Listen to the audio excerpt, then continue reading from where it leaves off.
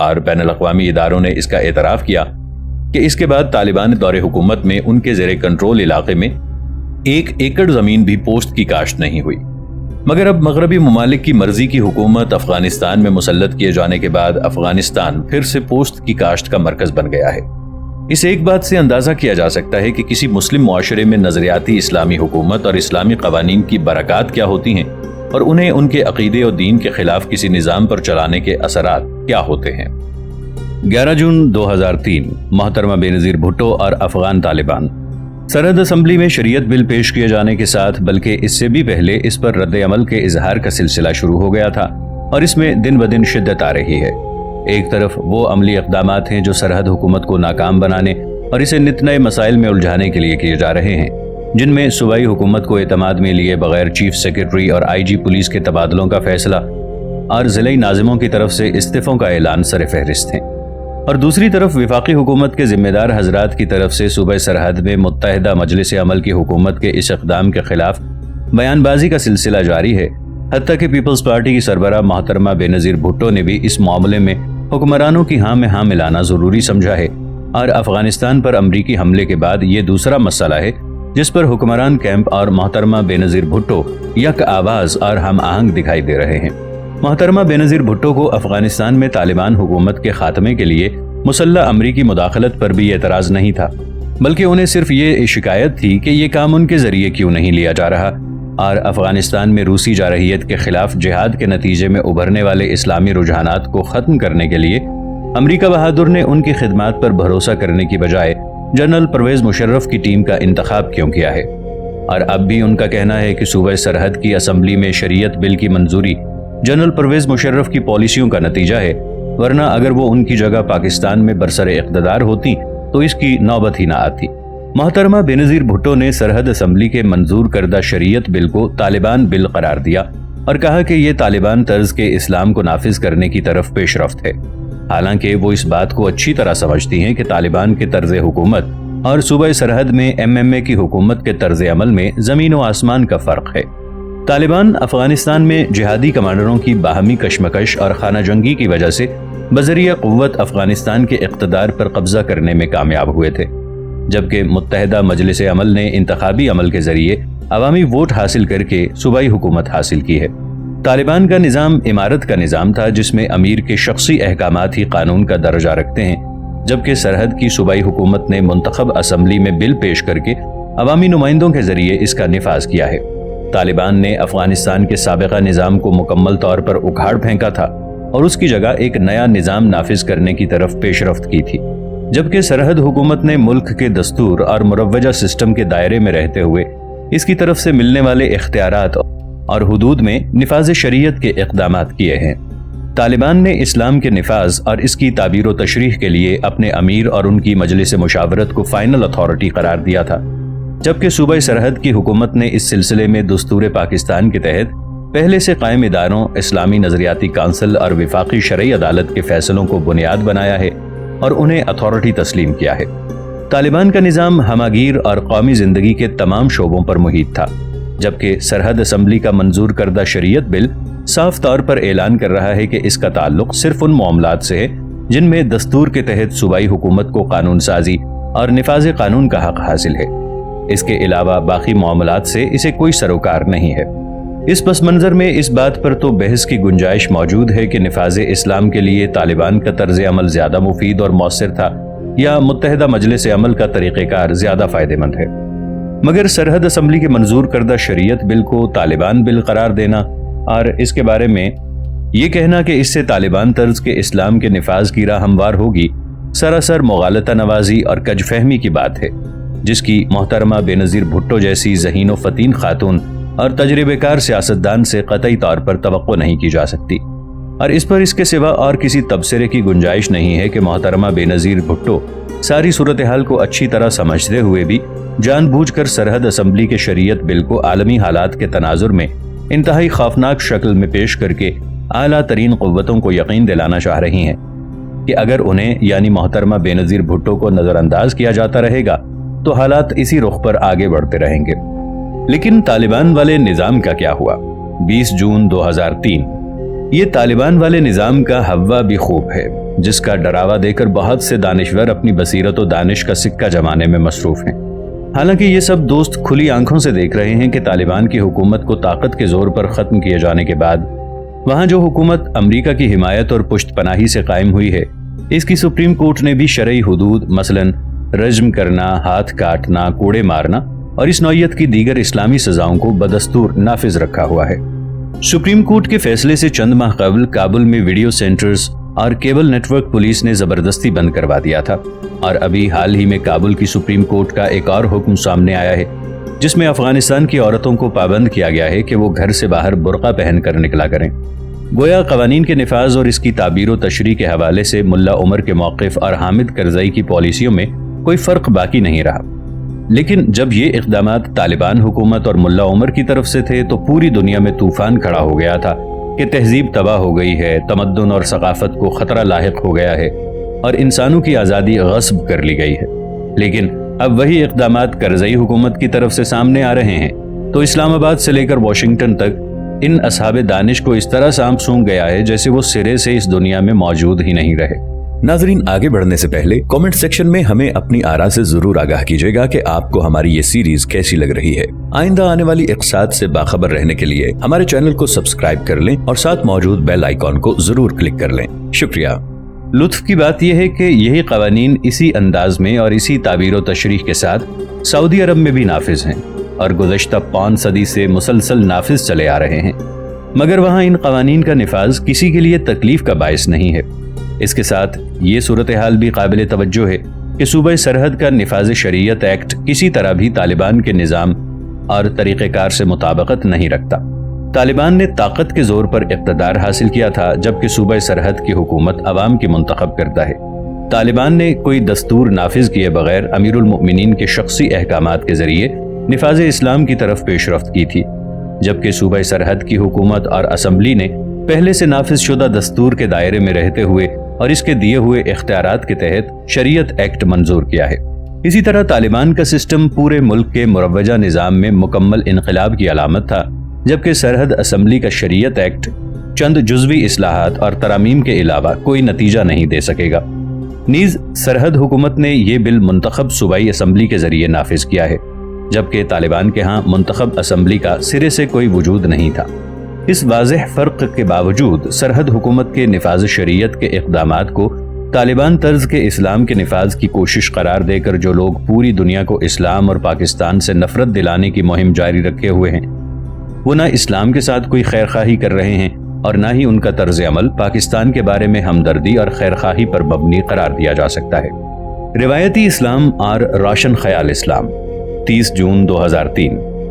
طالبان کے اسلام کو انتہا پسندانہ قرار دیتے ہوئے صدر جنرل پرویز مشرف نے متعدد مواقع پر پاکستان کو جدید اور روشن خیال اسلامی ریاست بنانے کے عزم کا اظہار کیا ہے، جبکہ صوبہ سرحد میں شریعت ایکٹ کی منظوری کے بعد اس حوالے سے ان کے اس لہجے اور ارشاد میں شدت آ گئی ہے کہ پاکستان میں انتہا پسندی کے لیے کوئی جگہ نہیں ہے، اور پاکستان حتیٰ کہ صوبہ سرحد کے عوام بھی طالبان والے اسلام کو قبول نہیں کریں گے۔ آج کی صحبت میں ہم اس امر کا جائزہ لینا چاہیں گے کہ طالبان کے اسلام اور صدر پرویز مشرف سمیت ہمارے بہت سے رہنماؤں کے ذہنوں میں جس روشن خیال اور ترقی پسندانہ اسلام کا تصور موجود ہے، ان دونوں میں کیا فرق ہے۔ جہاں تک طالبان کے اسلام کا تعلق ہے تو اس امر میں کوئی شبہ نہیں کہ انہوں نے اسلام کے حوالے سے اپنی طرف سے کوئی بات نہیں کی، بلکہ جو اسلام انہوں نے کتابوں میں لکھا ہوا پایا، اسے انہوں نے کسی رو رعایت کے بغیر اپنے ملک میں نافذ کر دیا۔ انہوں نے اگر معاشرتی جرائم کی شرعی سزاؤں مثلاً سنگسار کرنے، کوڑے مارنے، ہاتھ کاٹنے اور موت کی سزا دینے کے قوانین نافذ کیے تو ان میں کوئی قانون بھی ان کی ایجاد نہیں تھا، بلکہ ان سب سزاؤں کا ذکر قرآن کریم اور سنت رسول صلی اللہ علیہ وآلہ وسلم میں موجود ہے۔ یہ خلافت اسلامیہ کے دور میں کم و بیش 1000 سال تک دنیا میں نافذ رہی ہیں اور اب بھی سعودی عرب میں نافذ ہیں۔ طالبان نے اگر پردے کے احکام کا نفاذ کیا تو یہ بھی ان کی اختراع نہیں تھی، بلکہ یہ احکام بھی قرآن و سنت اور فقہ اسلامی کا صدیوں سے حصہ چلے آ رہے ہیں۔ انہوں نے اگر افغانستان میں غیر مسلم مشنریوں کو تبلیغ سے روکا ہے تو یہ بھی ان کا کوئی نیا اقدام نہیں، بلکہ فقہ اسلامی میں یہ احکام پہلے سے موجود ہیں۔ غرضے کہ طالبان حکومت کے جن اقدامات کو بھی انتہا پسندانہ اسلام قرار دے کر رد کیا جا رہا ہے، ان میں سے کوئی بھی قانون یا حکم ایسا نہیں ہے جو انہوں نے خود ایجاد کیا ہو یا قرآن و سنت اور فقہ اسلامی کے ذخیرے میں پہلے سے موجود نہ ہو، بلکہ یہ صدیوں تک ملت اسلامیہ میں نافذ اور رائج رہ چکا ہے۔ بعض احکام کی تعبیر و تشریح کے جزوی پہلوؤں یا نفاذ کے طریقہ کار کے حوالے سے تو طالبان حکومت کی پالیسی سے اختلاف کیا جا سکتا ہے، اور متعدد امور میں ان کے دور حکومت میں ہم نے بھی کھلم کھلا ان سے اختلاف کیا ہے، لیکن ان کے نافذ کردہ اسلام کے بارے میں یہ تاثر دینا کہ یہ ان کا کوئی الگ اور جداگانہ اسلام تھا، قطعی طور پر غلط اور بے بنیاد بات ہے، کیونکہ انہوں نے کسی بھی حوالے سے کوئی نئی بات نہیں کی، بلکہ جو کچھ کتابوں میں یا خلافت اسلامیہ کے ادوار حکومت کے تعامل میں انہوں نے دیکھا، اسے بلا کم و کاست افغانستان میں نافذ کرنے کی کوشش کی، جس میں وہ صرف اس وجہ سے ناکام ہوئے کہ قدیمی اور روایتی اسلام دنیا کی بڑی طاقتوں کے لیے ناقابل برداشت تھا، اس لیے انہوں نے طاقت کے زور پر طالبان کی حکومت کو ختم کر دیا۔ اس کے برعکس روشن خیال اور ترقی پسندانہ اسلام کے بارے میں جو کچھ کہا جا رہا ہے وہ سب کچھ نیا ہے، اور اسلام کی ترقی پسندانہ تعبیر و تشریح کا جو نقشہ پیش کیا جا رہا ہے وہ سب ایسا ہے کہ قرآن و سنت کے روایتی ذخیرے اور ماضی کی اسلامی حکومتوں اور خلافتوں کے نافذ کردہ نظاموں میں اس کا کوئی سراغ نہیں ملتا۔ مثلا پاکستان کی نصف صدی کی تاریخ پر ایک نظر ڈال لیجئے کہ نفاذ اسلام کے کون کون سے اقدامات اسلام کی قدیم اور جدید تعبیرات کے حوالے سے متنازع چلے آ رہے ہیں، اور کن احکام کو اب تک انتہا پسندانہ قرار دے کر ان کی نئی اور روشن خیالی پر مبنی تعبیر و تشریح کا تقاضا کیا جا رہا ہے۔ سب سے بڑا مسئلہ ملک کے دستور اور نظام پر قرآن و سنت کی بالادستی تسلیم کرنے کا ہے، اور اس سلسلے میں ہماری تاریخ یہ ہے کہ قرارداد مقاصد قرآن و سنت کی دستوری بالادستی کا اعلان کرتی ہے، لیکن سپریم کورٹ نے یہ فیصلہ دے کر اس کی نفی کر دی ہے کہ قرارداد مقاصد کو دستور کی دیگر دفعات پر کوئی ترجیح حاصل نہیں ہے، جبکہ قومی اسمبلی نے میاں نواز شریف کے دور میں جب قرآن کریم کو سپریم لا قرار دینے کا بل منظور کیا تو اس کے ساتھ اس شرط کا اضافہ کر دیا کہ بشرطے کہ سیاسی نظام اور حکومتی ڈھانچہ متاثر نہ ہو۔ ہمارا دوسرا بڑا مسئلہ ملک کے معاشی نظام کو مغرب کے چنگل سے نجات دلانے اور سودی نظام کے خاتمے کا ہے، جس کے لیے سپریم کورٹ تک کا فیصلہ آ چکا ہے، لیکن ہماری روشن خیالی اور تجدد پسندی اس پر عمل درآمد کی راہ میں رکاوٹ ہے، اور ہم نے سپریم کورٹ ہی سے 2 بار اس رکاوٹ کو باقی رہنے کے لیے NOC حاصل کر لیا۔ شراب پر کئی بار پابندی لگی، لیکن ہمارے حکمرانوں کی روشن خیالی نے ہر بار ایسی صورتحال پیدا کر دی کہ کچھ ہی عرصے بعد پھر سے اس پر پابندی کے اعلان سے صرف نظر کرنے کی ضرورت محسوس ہونے لگی۔ ہمارے ہاں جب بھی نماز کی پابندی اور سرکاری سطح پر اس کے اہتمام کی بات آتی ہے، اسے ترقی پسندی اور روشن خیالی کے منافی سمجھا جاتا ہے، جیسا کہ حال ہی میں خود صدر پرویز مشرف بھی اس قسم کے تاثرات کا اظہار کر چکے ہیں۔ بے حیائی، رقص و سرود اور بدکاری کے فروغ کے خلاف دینی حلقوں کی آواز کو ہمیشہ شخصی آزادیوں پر حملہ قرار دیا گیا، اور اس پر انتہا پسندانہ اسلام کی پھبتی کس کر اسلام کی روشن خیال تعبیر کا رخ متعین کیا گیا، حتیٰ کہ بے حیائی اور بدکاری کے اڈوں اور مراکز کو تحفظ فراہم کرنے کی کوشش کی گئی۔ آج ہماری بیشتر روشن خیال اور ترقی پسند NGOs کی قراردادوں، مطالبات اور تنقید کا سب سے بڑا ہدف وہ چند اقدامات ہیں جن میں توہین رسالت پر موت کی سزا، قادیانیوں کو غیر مسلم قرار دینے، جرائم کی قرآنی سزاؤں کے نفاذ اور ریاست کو قرآن و سنت کے احکامات کا پابند بنانے کے اصولی فیصلے شامل ہیں، اور یہ سب اقدامات انتہا پسندانہ قرار دیے جا رہے ہیں۔ اس کی روشنی میں آپ خود فیصلہ کر سکتے ہیں کہ روشن خیال اور ترقی پسندانہ اسلام کا آج کا تصور کیا ہے۔ ہم تو پاکستان کی نصف صدی کی تاریخ میں یہی سمجھ سکے کہ اگر اسلام کو ریاست کی ذمہ داریوں سے خارج قرار دے دیا جائے اور حکومت پر قرآن و سنت کے احکام کی پابندی اور نفاذ کی کوئی ذمہ داری نہ ڈالی جائے، سود کو جائز قرار دے دیا جائے اور پاکستان کو مغرب کے استحصالی معاشی نظام کے شکنجے سے نکالنے کی کوئی بات نہ کی جائے، نماز، روزے اور دیگر شرعی احکام کی پابندی پر زور نہ دیا جائے، رقص و سرود، عریانی، بے حیائی بلکہ بدکاری تک کے فروغ میں کوئی رکاوٹ نہ ڈالی جائے، تہذیب و معاشرے میں اسلامی روایات کی بحالی اور تحفظ کی بجائے مغرب کی پیروی کو ترجیح دی جائے، تو ہم روشن خیال اور ترقی پسند سمجھے جائیں گے، اور اسلام کی جدید اور عصر حاضر کی روح سے ہم آہنگ نئی تعبیر و تشریح کے علمبردار کہلائیں گے۔ لیکن اگر ہم ان باتوں کے لیے تیار نہیں ہیں اور اسلام کے حوالے سے انہی احکام و قوانین کے نفاذ پر زور دیں گے جو قرآن و سنت اور فقہ اسلامی کے ذخیرے میں گزشتہ 1400 برس سے تسلسل کے ساتھ موجود چلے آ رہے ہیں، تو ہم بنیاد پرست ہیں، انتہا پسند ہیں، दकियानूसी हैं, तालिबान के पैरोकार हैं, इसी वजह से गर्दन ज़दनी भी हैं। इस तनाजुर में अगर हम माजी की तरफ देखें तो हमें मुग़ल बादशाह जलालुद्दीन अकबर और मुस्तफ़ा कमाल अतातुर्क की दो ही मिसालें ऐसी नज़र आती हैं जिन्होंने रिवायती इस्लाम के दायरों को ख़त्म किया।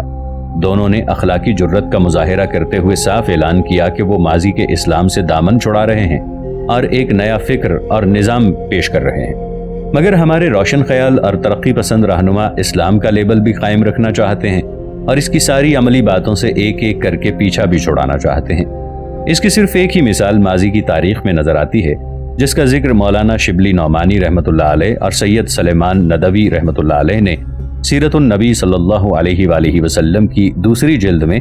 ताइफ के कबीले सकीफ़ा के कबूल इस्लाम के हवाले से किया है। उन्होंने लिखा है कि फ़तह मक्का और ग़ज़वा हुनैन के बाद जनाब नबी अकरम सल्लल्लाहु अलैहि वसल्लम ने ताइफ का मुहासरा किया, जो कई रोज़ जारी रहा, मगर ताइफ फतह ना हो सका और नबी अकरम सल्लल्लाहु अलैहि वसल्लम मुहासरा उठाकर मदीना मुनव्वरा वापस चले गए। इसके बाद ताइफ वालों का वफ़द अब्द यालील की क़यादत में मदीना मुनव्वरा आया और ताइफ वालों की तरफ से कबूल इस्लाम की ख्वाहिश का इजहार किया, मगर इसके साथ कुछ शर्तें भी बयान की कि इन शराइत के साथ हम अहले ताइफ इस्लाम कबूल करने के लिए तैयार हैं।